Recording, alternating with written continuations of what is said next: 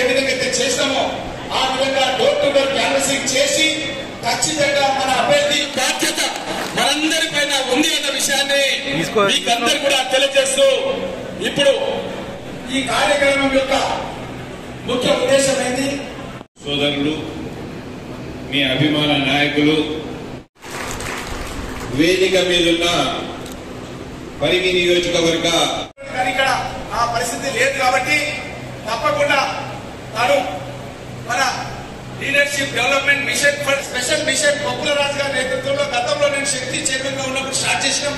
అంచెలంచెలుగా అది ఎదుగుతూ దాని గురించి కూడా వాళ్ళు ప్రజెంటేషన్ కూడా కొంతసేపు అయిన తర్వాత ఎక్స్పర్ట్స్ వచ్చారు. వాళ్ళు మీ అందరి కృషి ఈ రాష్ట్రంలో 10 సంవత్సరాల తర్వాత కాంగ్రెస్ పార్టీ అధికారంలోకి రావాలనే ఒక తపన, ఈ రాష్ట్రంలో ఒక నియంత్రణ పాలనను కంప్లీట్ చేయాలి, ఓడగొట్టాలి, ఈ నియోజకవర్గంలో రామ్మోహన్ అన్నని గెలిపించుకోవాలి అని చెప్పి ఒక అభిలాషతోటి గత 5 సంవత్సరాల నుంచి నిరంతరంగా పనిచేస్తున్న మీ అందరికి కూడా పేరు పేరున అభినందనలు తెలియజేసుకుంటూ, ఇవాళ ఏదైతే లక్ష్యంతో మనం పనిచేసి ఇవాళ రేవంత్ రెడ్డి గారి నాయకత్వంలో కూడా ఈ రాష్ట్రంలో కూడా ప్రభుత్వాన్ని ఏర్పాటు చేసుకున్నామో, రేపు ఢిల్లీలో కూడా రాహుల్ గాంధీ గారి నేతృత్వంలో ఢిల్లీలో కూడా మన ప్రభుత్వాన్ని ఏర్పాటు చేసుకోబోయే ఈ ఎలక్షన్ అనే విషయాన్ని మనం గుర్తుపెట్టుకోవాల్సిన అవసరం ఉన్నది. ఇవాళ ఒక రాష్ట్రంలో బలంగా ఉంటే కలవదు, ఇవాళ కేంద్రంలో కూడా బలంగా ఉండవలసిన అవసరం ఉన్నది. దేశంలో కాంగ్రెస్ పార్టీ అధికారంలోకి రావాలని చెప్పి ప్రజాస్వామ్యవాదులందరూ కోరుకుంటున్నారు.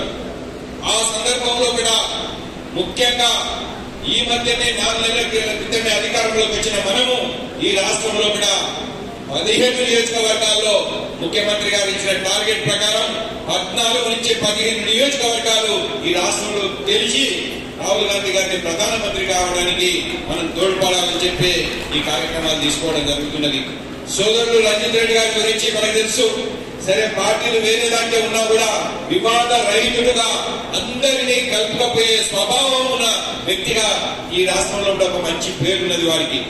వారి వాళ్ళ రాజకీయాల్లో కూడా సరే రకరకాల పరిస్థితులలో రకరకాల ఆప్షన్స్లలో పోయి ఉండొచ్చు, కానీ ఏ రోజు కూడా ఎవరికి ఇబ్బంది పెట్టే పరిస్థితులు కల్పించలేని ఇది రంజిత్ రెడ్డి గారు.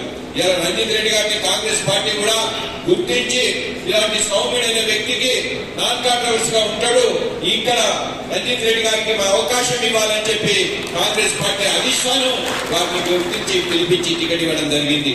ఇవాళ తప్పకుండా, ఎందుకంటే ఎలక్షన్ అంతా కూడా రంజిత్ అన్నో రామ్మోహన్ అన్నో చేసే ఎలక్షన్ సరిపోదు.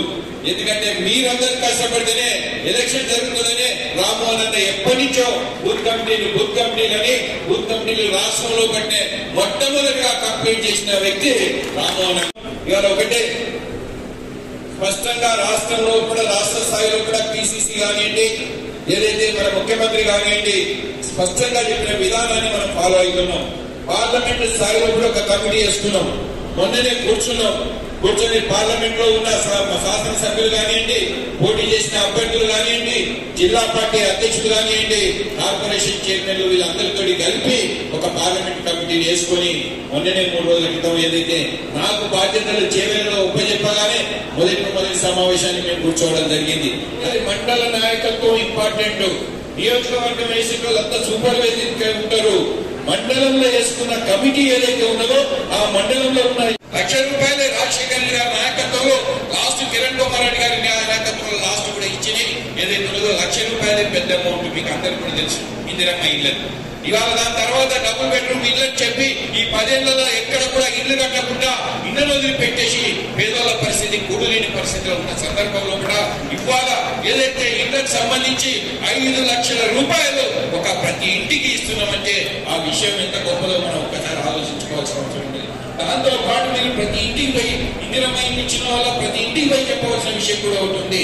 మనం ఏదైతే వాటి అన్నింటినీ కూడా ఎక్కడ కూడా ఎవరికి అమ్ముకోవడానికి కానీ ఎవరికి రిజిస్ట్రేషన్ చేస్తానికి కానీ అంటే అలాంటి అవకాశం లేని పరిస్థితిలో కూడా మొన్న మనం భద్రాచలంలో లాంచింగ్ రోజే వాళ్ళందరి సర్టిఫికెట్లు మొత్తం వాపస్ చేయాలి, వాళ్ళందరినీ కూడా రుణముక్తులు చేయాలని చెప్పి కాంగ్రెస్ పార్టీ నిర్ణయించి లాంచింగ్ కూడా అయిపోయిందని